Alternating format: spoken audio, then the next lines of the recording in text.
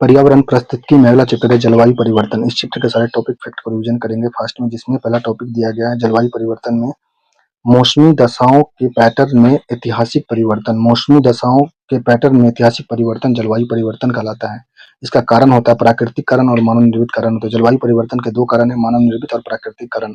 प्राकृतिक कारण होता है सौर कलंक, ज्वालामुखी विस्फोट, वायुमंडल के गैसीय संयोजन में परिवर्तन आदि। प्राकृतिक कारण है जलवायु परिवर्तन का सौर कलंक है, ज्वालामुखी विस्फोट है, वायुमंडल के गैसीय संयोजन में परिवर्तन है।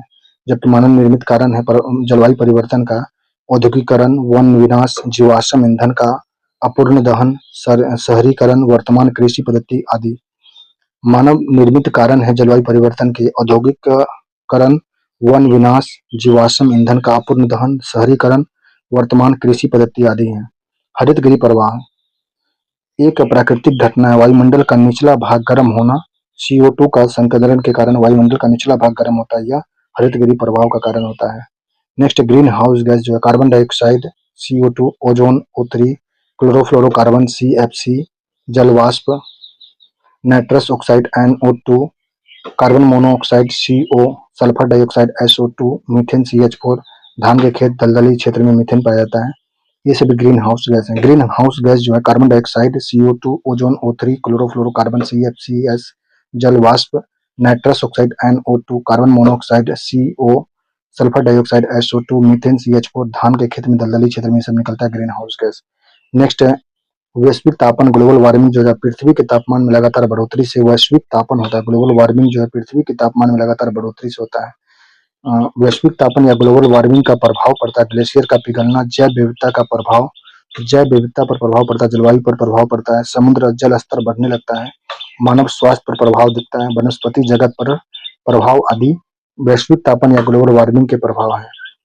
ग्लेशियर का पिघलना, जैव विविधता का प्रभाव, जलवायु पर प्रभाव पड़ता है, समुद्र जल स्तर बढ़ जाता है, मानव स्वास्थ्य पर प्रभाव, वनस्पति जगत पर प्रभाव पड़ते हैं ग्लोबल वार्मिंग के दौरान। वैश्विक भूमंडलीय तापन में वृद्धि, प्रकाश संश्लेषण की दर में कमी होती है। वैश्विक भूमंडलीकरण ताप में वृद्धि के कारण प्रकाश संश्लेषण में दर में कमी हो जाती है। नेक्स्ट है ओजोन परत क्षरण एवं संरक्षण। ओजोन परत जो होता है पृथ्वी की सतह से 50 किलोमीटर की ऊंचाई तक समताप मंडल में स्थित है। 15 से 35 किलोमीटर की ऊंचाई के बीच में स्थित है, संकेंद्रण होता है ओजोन परत का। पराबैंगनी किरणों से जीवों की रक्षा करता है। डॉप्सन इकाई द्वारा इसको मापते हैं ओजोन परत को। पृथ्वी की सतह से 50 किलोमीटर की ऊंचाई तक समताप मंडल में स्थित होता है ओजोन परत। 15 से 35 किलोमीटर की ऊंचाई के बीच में सर्वाधिक संकेंद्रण इसका होता है। पराबैंगनी किरणों से जीवों की रक्षा करता है ओजोन परत। डॉप्सन इकाई द्वारा इसको मापते हैं। प्रभाव ओजोन परत का जो है मानव स्वास्थ्य, खाद्य उत्पादन, जलीय परितंत्र, त्वचा कैंसर आदि ओजोन परत के ओजोन के प्रभाव है। ओजोन के कारण जो है क्लोरोफ्लोरोकार्बन है, हेलोन्स है, नाइट्रस ऑक्साइड है, ट्राइक्लोरोएथिलीन, हेलोजन्स, ये सभी ओजोन के कारण है। Chlorofluorocarbon, halons, nitrous oxide, trichloroethyl, halogens है। नोट ओजोन छिद्र जो अटलांटिका में 1985 में देखा गया था। ओजोन छिद्र अंटार्कटिका में 1985 में देखा गया है। नेक्स्ट है ओजोन परत संरक्षण जो है मॉन्ट्रियल प्रोटोकॉल 1987 में हुआ था। ओजोन परत का संरक्षण के लिए मॉन्ट्रियल प्रोटोकॉल 1987 में हुआ था। ओजोन संरक्षण दिवस 16 सितंबर को मनाते हैं, ओजोन संरक्षण दिवस। नेक्स्ट है जलवायु परिवर्तन संबंधित मिशन और योजना। राष्ट्रीय सौर मिशन 2010 में चालू किया गया था। राष्ट्रीय सौर मिशन 2010 में चालू किया गया था। ऊर्जा दक्षता संवर्धन हेतु राष्ट्रीय मिशन 2008 में। ऊर्जा दक्षता संवर्धन हेतु राष्ट्रीय मिशन 2008 में चलाया गया था। जलवायु परिवर्तन पर रणनीतिक ज्ञान 2010 में चलाया गया है। राष्ट्रीय ग्रीन इंडिया मिशन 2014 में चालू किया गया। राष्ट्रीय ग्रीन इंडिया मिशन 2014 में चालू किया गया है। राष्ट्रीय सतत विकास मिशन 2010 में। राष्ट्रीय सतत आवास पर राष्ट्रीय मिशन 2010 में। राष्ट्रीय जल मिशन 2011 में। राष्ट्रीय हिमालयी पारिस्थितिकी संवर्धन मिशन 2014 में चालू किया गया। नेक्स्ट है जलवायु परिवर्तन से संबंधित सम्मेलन। कैटोविस सम्मेलन COP 24 जो हुआ था 2018 में। पेरिस जलवायु समझौते को 2020 में लागू करना था इसको। कैटोविस सम्मेलन 2018 में हुआ है। यह COP 24 के नाम से विख्यात था। पेरिस जलवायु समझौता 2020 में लागू करना था। मैड्रिड सम्मेलन कॉप 25 जिसको बोलते हैं मैड्रिड सम्मेलन कॉप 25 2019 में ग्रीन हाउस उत्सर्जन कम करने पर विचार किया गया। मैड्रिड सम्मेलन 2019 में कॉप 25 के तहत ग्रीन हाउस गैस उत्सर्जन कम करने के पर विचार किया गया। ग्लासगो सम्मेलन कॉप 26 जो हुआ 2021 में वैश्विक तापमान में 1.5 डिग्री सेल्सियस से अधिक नहीं बढ़ने देना है इसको। वैश्विक तापमान को 1.5 डिग्री सेल्सियस से अधिक नहीं बढ़ने देना यह 2021 में कॉप 26 ग्लासगो सम्मेलन में किया गया था। शर्म शर्म शर्म अल शेख कॉप 27 जो 2022 में हुआ था ग्रीन हाउस गैस में कमी लाने के लिए इस पर चर्चा किया गया था। अबू धाबी अबू धाबी में कॉप 28 जो हुआ था 2023 में कॉप 28 अबू धाबी में हुआ था। वार्षिक 100 अरब की फंडिंग शर्तों को बनाए रखना था। वार्षिक 100 अरब की फंडिंग शर्तों को बनाए रखना था कॉप 28 में 2023 में हुआ था। बाकू में कॉप 29 जो हुआ 2024 में कार्बन बाजार समझौता मीथेन को कम करने के लिए इस पे बात किया गया। बाकू 2024 कॉप 29 जो बाकू में हुआ 2024 में कार्बन बाजार समझौता मीथेन मीथेन को कम करना आदि इस पर जानकारी दिया गया था। नोट अंतर्राष्ट्रीय मानव पर्यावरण सम्मेलन 1972 में संयुक्त राष्ट्र पर्यावरण कार्यक्रम की स्थापना की गई थी। अंतर्राष्ट्रीय मानव पर्यावरण सम्मेलन 1972 में संयुक्त राष्ट्र पर्यावरण कार्यक्रम की स्थापना किया गया था। नेक्स्ट अगला टॉपिक है पर्यावरण प्रदूषण। पर्यावरण प्रदूषण जो है प्रदूषक का दो प्रकार के होते हैं, प्राथमिक प्रदूषक और द्वितीयक प्रदूषक। प्राथमिक प्रदूषक में आते हैं पर्यावरण प्रदूषक में प्राथमिक होते हैं जो DDT, plastic, CO, CO2, NO2, SO2, अम्ल वर्षा के लिए उत्तरदायी होते हैं NO2 और SO2। कणीय पदार्थ ये सभी हैं प्राकृतिक प्रदूषक हैं। दूसरा है द्वितीय प्रदूषक में O3 ओजोन हो गया, NH3, HNO3, H2SO4, SO3 ये सभी द्वितीयक प्रदूषक होते हैं पर्यावरण के। वायु प्रदूषण जो होता है वायु प्रदूषण में कारण और प्रभाव। वायु प्रदूषण के कारण जो होते हैं जीवाश्म ईंधन, कोयला, पेट्रोल का अपूर्ण दहन, पूरा नहीं जलने के कारण वायु प्रदूषण होता है। औद्योगिक अपशिष्ट, मोटर गाड़ी से निकलने वाली हानिकारक गैस, सूक्ष्म कणीय पदार्थ आदि ये सभी वायु प्रदूषण के कारण है। इसमें प्रदूषण जो होता है वायु प्रदूषण दो प्रकार का होता है, गैसीय में होता है CO, CO2, SO2, NO2 आदि गैसीय रूप में होते हैं। कणीय रूप में जो होते हैं एरोसोल, धूम्र, कालिक, धूम्र कोहरा, निलंबित कण आदि या कणीय रूप में होते हैं। कणिकीय रूप में होते हैं प्रदूषण में। वायु प्रदूषण में जो होता है गैसीय रूप में CO, CO2, SO2, NO2 आदि होते हैं, जबकि कणिकीय रूप में एरोसोल, धूम्र कालिक और धूम्र कोहरा, निलंबित कण आदि होते हैं।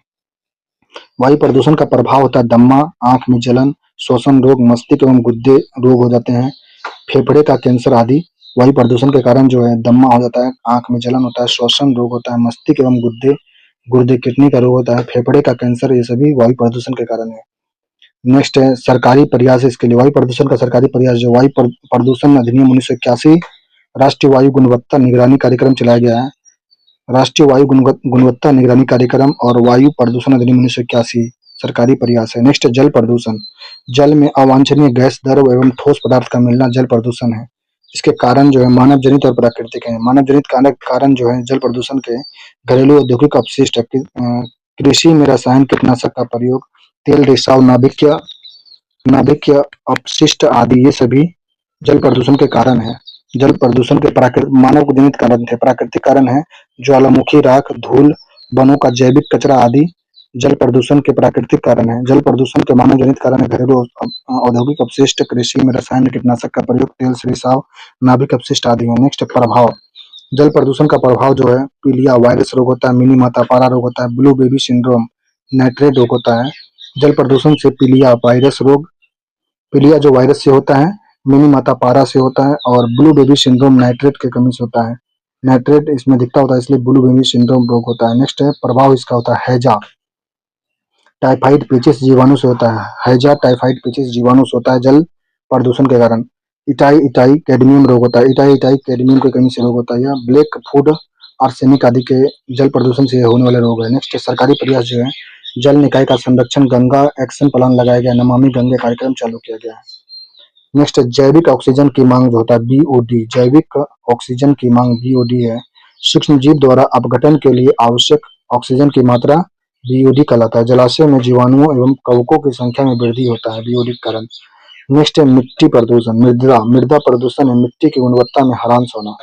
इसका कारण है रसायन का प्रयोग, मिट्टी अपरदन, उर्वरक का अधिक प्रयोग, औद्योगिक नगरीकरण, अपशिष्ट आदि ये सभी मिट्टी मृदा प्रदूषण के कारण है। उपाय इसका है रासायनिक उर्वरक पर नियंत्रण करना, ठोस अपशिष्ट का निपटारा करना, जैव उपचार तकनीक का प्रयोग करना, परमाणु विस्फोटक पर प्रतिबंध आदि ये सभी मृदा प्रदूषण के उपाय हैं। मृदा प्रदूषण के प्रभाव जो है मिट्टी में मौलिक कण का ह्रास, उर्वरता में कमी, मिट्टी के माध्यम से रोग का प्रसार हो रहा है। मिट्टी के माध्यम से रोगों का प्रसार मिट्टी प्रदूषण के कारण है। नेक्स्ट, ध्वनि प्रदूषण। 85 डेसिबल से अधिक तीव्रता की ध्वनि ध्वनि प्रदूषण कहलाती है। 85 डेसिबल से अधिक तीव्रता वाली ध्वनि ध्वनि प्रदूषण होता है। इसका इसका कारण है प्राकृतिक और मानवीय। ध्वनि प्रदूषण के प्राकृतिक कारण है बादल का गरजना ध्वनि प्रदूषण है, भूकंप की ध्वनि, बिजली का गरजना आदि ये सभी ध्वनि प्रदूषण के प्राकृतिक कारण है। मानव निर्मित कारण ध्वनि प्रदूषण के औद्योगिक इकाइयां, वाहन की आवाज, मनोरंजन साधन, लाउड स्पीकर, रेडियो आदि का उपयोग ध्वनि प्रदूषण के मानवीय कारण है। औद्योगिक इकाई, वाहन का आवाज, मनोरंजन साधन, लाउड स्पीकर, रेडियो आदि है। नेक्स्ट, प्रभाव इसका होता है उच्च रक्तचाप का होना, माइग्रेन, पेट का अल्सर, चिड़चिड़ापन, अनिद्रा आदि ये सभी ध्वनि प्रदूषण के कारण है। अनिद्रा, चिड़चिड़ापन, पेट का अल्सर, माइग्रेन, उच्च रक्तचाप हो जाना ध्वनि प्रदूषण के कारण है। ध्वनि के स्तर का मापन जो होता है आसपास के शोर के स्तर डेसिबल में जो दिया गया है। औद्योगिक क्षेत्र में दिन का समय में 75 डेसिबल होना चाहिए। ध्वनि का क्षेत्र जो औद्योगिक क्षेत्र में 75 डेसिबल, दिन में रात में 70 डेसिबल होना चाहिए। वाणिज्य क्षेत्र में ध्वनि का जो है 65% डेसिबल दिन के समय होना चाहिए, शोर जो होना चाहिए, और 55 डेसिबल रात के समय वाणिज्य क्षेत्र में होना चाहिए डेसिबल।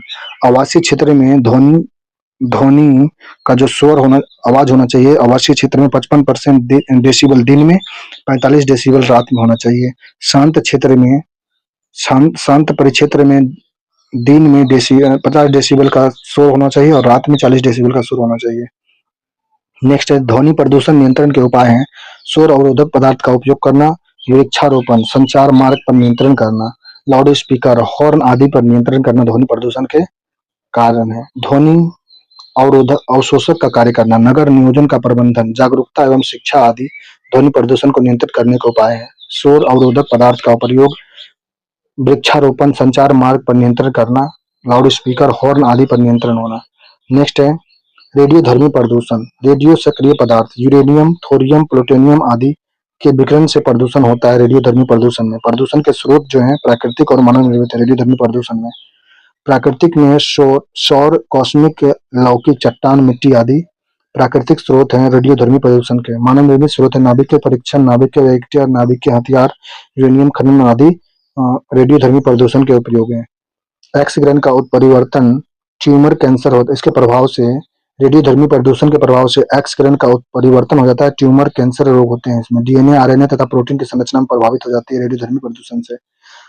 अस्थि कैंसर होता है, स्ट्रेशियम 59 की कमी से लाल रुधिर कणिका जो आरबीएस, आयोडीन 131 आदि ये सभी रेडियोधर्मी प्रदूषण के कारण है, प्रभाव है। अगला है ठोस अपशिष्ट प्रदूषण जो होता है स्रोत इसका है शहरी, ग्रामीण, घरेलू अपशिष्ट, औद्योगिक अपशिष्ट, नाभिक संयंत्र अपशिष्ट, जैविक अपशिष्ट है। निस्तारण की विधि जो है landfill, composting, vermi culture, pyrolysis आदि अपशिष्ट इसके उपाय है। ई कचरा जो होता है अपशिष्ट है, टीवी, फ्रिज, कंप्यूटर, मोबाइल आदि का अपशिष्ट जो होता है ई कचरा हो जाता है, अपशिष्ट है। इंसिनरेटर्स जो होते हैं कूड़े को जलाने की नवीनतम प्रक्रिया को बोलते हैं इंसनरेटर्स बोलते हैं, कूड़े को जलाने की नवीनतम प्रक्रिया को कहते हैं। नेक्स्ट अगला टॉपिक है सतत विकास। सतत विकास जो है प्राकृतिक संसाधन का न्यूनतम क्षरण सतत विकास होता है। प्राकृतिक संसाधनों का न्यूनतम क्षरण, भविष्य की आने वाली पीढ़ियों को ध्यान में रखकर संसाधनों का प्रयोग सतत विकास होता है। सामाजिक विकास, आर्थिक विकास, पर्यावरण विकास आदि सतत विकास के कार्य हैं। सतत विकास के लक्ष्य जो होते हैं वर्ष 2015 से 2017 सतत विकास लक्ष्य का निर्धारण 1 जनवरी 2016 से प्रभावी हुआ। वर्ष 2030 तक प्राप्त करने का लक्ष्य रखा गया है। सतत विकास के लक्ष्य जो हैं वर्ष 2015 से 17 सतत विकास लक्ष्य निर्धारित किए गए। 2015 में 17 सतत विकास लक्ष्य निर्धारित किए गए थे। 1 जनवरी 2016 को प्रभावी हुआ है। वर्ष 2030 तक प्राप्त करने का लक्ष्य रखा गया सतत विकास के रूप में। 17 सतत विकास इस प्रकार है। पहला गरीबी उन्मूलन, दूसरा है भूखमरी मुक्ति। पहला गरीबी उन्मूलन, दूसरा भूखमरी से मुक्ति, तीसरा है उत्तम स्वास्थ्य और खुशहाली, चौथा है सर्वोत्तम शिक्षा, सतत विकास के जो 17 लक्ष्य है उसमें से पहला गरीबी उन्मूलन, दूसरा भुखमरी से मुक्ति, तीसरा उत्तम स्वास्थ्य और खुशहाली, चौथा है सर्वोत्तम शिक्षा, पांचवा है लैंगिक, 6 नंबर में सबके लिए जल और स्वच्छता, 7 नंबर में वाहिनी और प्रदूषण मुक्त ऊर्जा, 8वां में उत्कृष्ट श्रम और सामाजिक विकास, 9 नंबर में है उद्योग नवाचार एवं आधारभूत सुविधा का विकास, 10 नंबर में वैश्विक स्तर पर सभी प्रकार की असमानताएं दूर करना, वैश्विक स्तर पर सभी प्रकार की असमानताओं को दूर करना 10वां नंबर पे है। 11वां नंबर पे सतत शहर एवं संतुलित समुदाय, सतत शहर और संतुलित समुदाय 11वां सतत विकास है। 12वां नंबर पे है उत्तरदायित्व, खपत और उत्पादन को प्राथमिकता देना, 13वां नंबर पे जलवायु परिवर्तन कार्रवाई को प्राथमिकता, 14 नंबर में जलीय जीव की सुरक्षा को वरीयता देना, 15 नंबर में स्थलीय जीवों की सुरक्षा को महत्व देना, 16वां नंबर में वैश्विक शांति एवं न्याय तथा सुशासन संस्थाएं, 17वां में है लक्ष्य प्राप्ति में सामूहिक हिस्सेदारी देना। तो जो सतत विकास के लक्ष्य जो 2015 में 1 जनवरी 2016 से प्रभावी हुआ है, 2015 में लाया गया था, वर्ष 2030 तक के प्राप्त करने का लक्ष्य रखा गया था। सतत विकास में 17 लक्ष्य रखे गए थे। पहला था गरीबी उन्मूलन, दूसरा भुखमरी मुक्ति, तीसरा उत्तम स्वास्थ्य खुशहाली, चौथा सर्वोत्तम शिक्षा, पांचवा लैंगिक, 6 नंबर में सबके लिए जल एवं स्वच्छता, 7 नंबर में वाहिनी और प्रदूषण मुक्ति ऊर्जा, 8वां नंबर में है उत्कृष्ट श्रम और आर्थिक विकास, 9 नंबर में उद्योग नवाचार एवं आधारभूत सुविधा का विकास, 10 नंबर में वैश्विक स्तर पर सभी प्रकार की असमानता दूर करना, 11 नंबर में सतत शहर एवं संतुलित समुदाय, 12 नंबर में है उत्तरदायित्व, खपत और उत्पादन की प्राथमिकता देना, 13 नंबर में जलवायु परिवर्तन में कार्रवाई को प्राथमिकता, 14 नंबर में है जलीय जीवों की सुरक्षा की वरीयता देना और 15 नंबर में है स्थलीय जीवों की सुरक्षा को महत्व देना, 16 नंबर में वैश्विक शांति एवं न्याय तथा सशक्त संस्थाएं, 17 नंबर में था लक्ष्य प्राप्ति के सामूहिक साझेदारी करना।